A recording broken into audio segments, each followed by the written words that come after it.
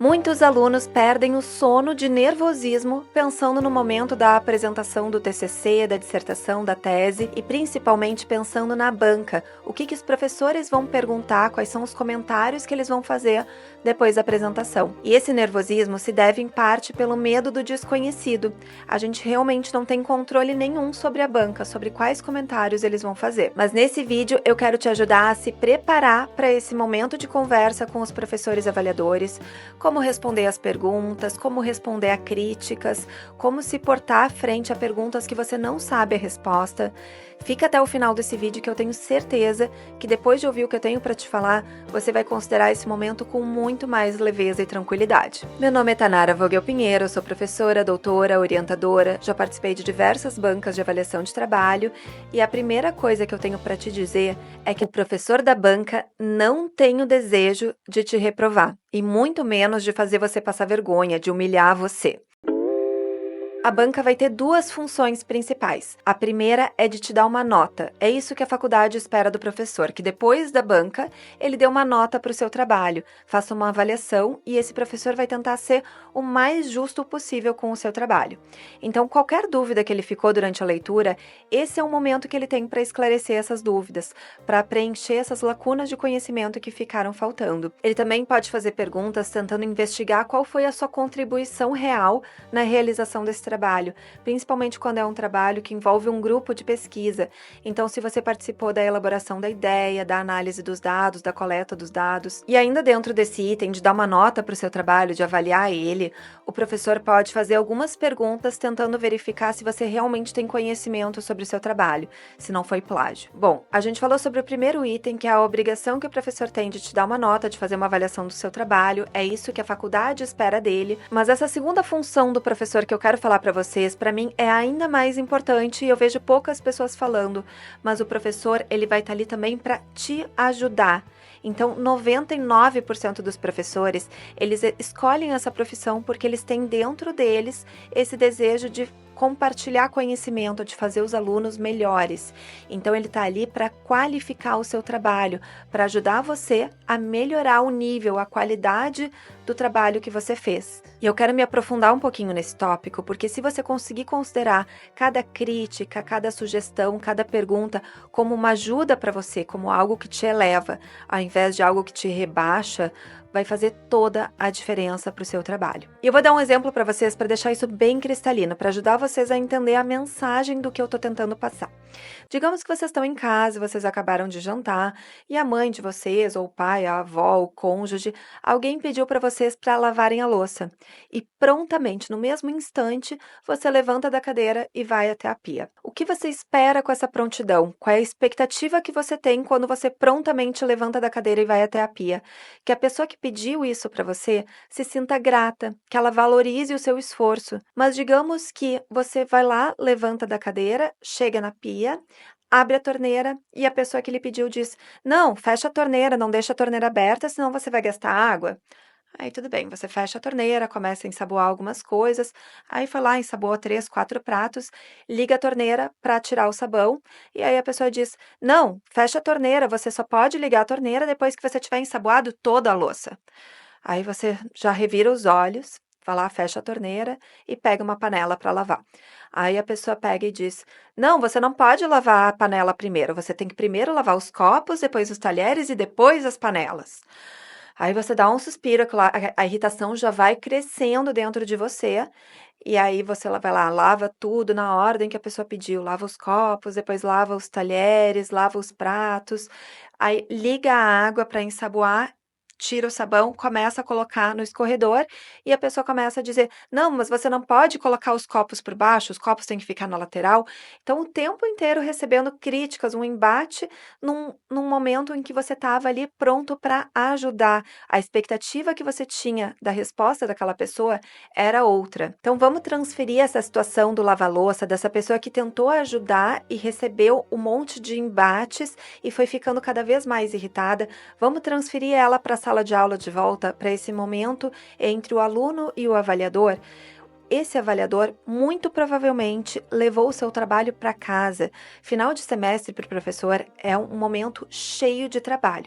Então pensa naquele professor que provavelmente não recebe muito bem, levou uma montoeira de trabalhos para ler em casa, deixando de estar com a sua família, de ter momentos de lazer, e ele dedicou tempo para ler aquele trabalho, para verificar tudo que não estava bom e para lhe trazer naquele momento e lhe apontar o que pode ser melhorado. Se a cada crítica, a cada comentário que ele fizer sobre o seu trabalho, sobre pontos que precisam ser melhorados, ele observar em você uma postura defensiva, de ficar rebatendo, de não aceitar as contribuições, de tentar dizer, não, mas isso não é bem assim, porque a culpa não é minha, porque aconteceu tal coisa, e você não estiver valorizando esse esforço, essa contribuição dele, é a mesma coisa. O professor também é um ser humano e ele se esforçou na leitura daquele trabalho, ele acha que ele está ali para contribuir com o seu trabalho, então presta bastante atenção nessa mensagem.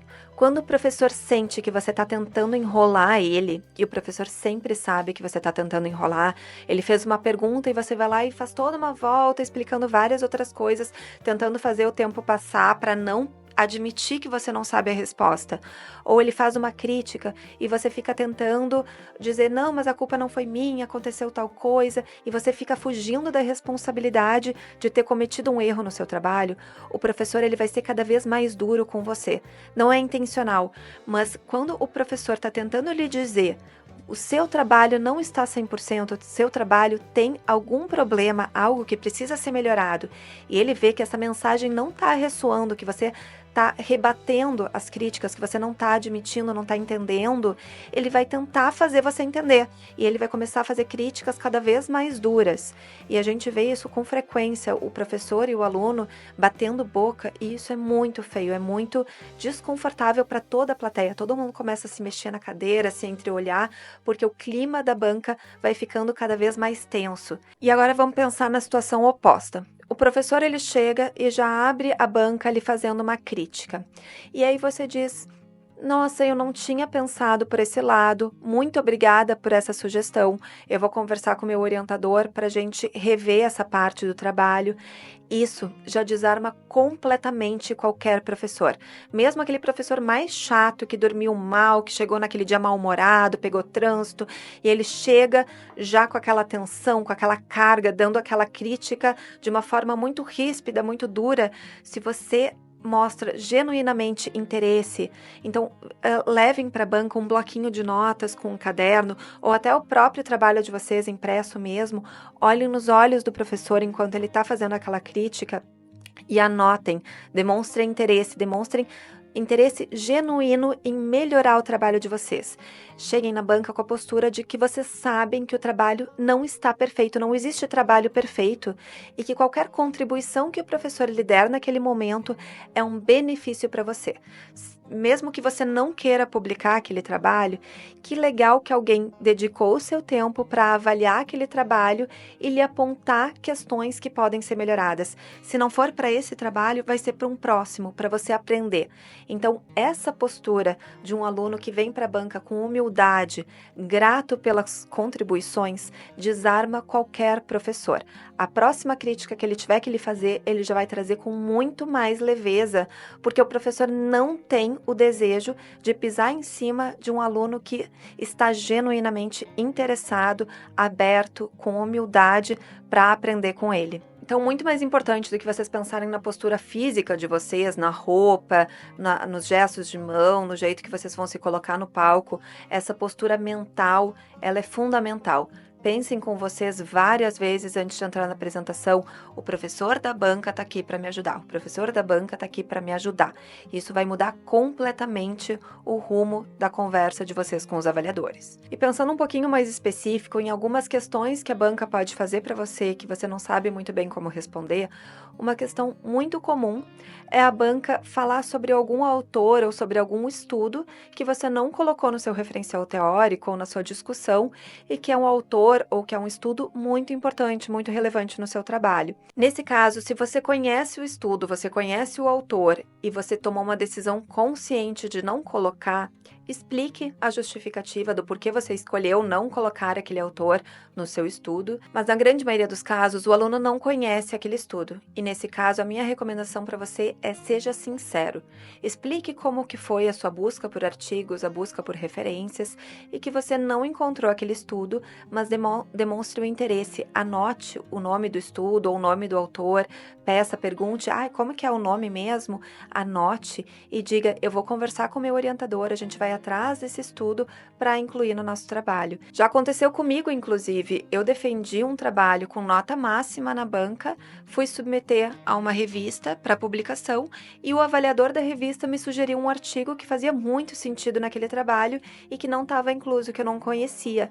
Então é muito difícil a gente conhecer toda a literatura de um campo. Fiquem tranquilos. Aceitem a sugestão, agradeçam a sugestão e digam que vocês vão incluir nos estudos de vocês. Seguindo adiante, eu sugiro que vocês se preparem muito bem para responder questões relacionadas aos métodos. Então, as bancas sempre perguntam alguma coisa relacionada aos métodos. É a parte mais complexa do trabalho, cada trabalho vai ter uma metodologia diferente e o professor vai querer entender exatamente como que foi o seu passo a passo da coleta de dados, das avaliações, das análises. Então, nessa parte, muito provavelmente ele vai pedir para você aprofundar um pouquinho mais as explicações sobre alguma parte dos seus métodos. Esteja preparado para isso. Todas as críticas que a banca fizer para você, acolha com humildade e com esse interesse genuíno em melhorar. Anote tudo. E em todos os pontos da conversa, lembre que esse trabalho não é só seu. Ele também é de responsabilidade do seu orientador.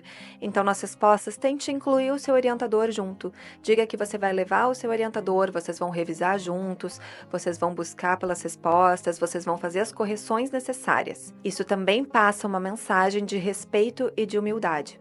E eu tenho certeza que se você chegar em qualquer banca, seja de graduação, mestrado, doutorado, com professores bonzinhos, com professores irritados, se você chegar com essa postura de humildade, de desejo genuíno de aprender e melhorar o seu trabalho, de gratidão pelo trabalho daquele professor, anotando as contribuições, valorizando, agradecendo, você desarma qualquer banca e você vai conseguir tirar de letra. Eu desejo a você uma ótima apresentação, uma banca muito tranquila e lembre de compartilhar esse vídeo com seus amigos que também vão passar por esse momento de banca. Te vejo no próximo vídeo.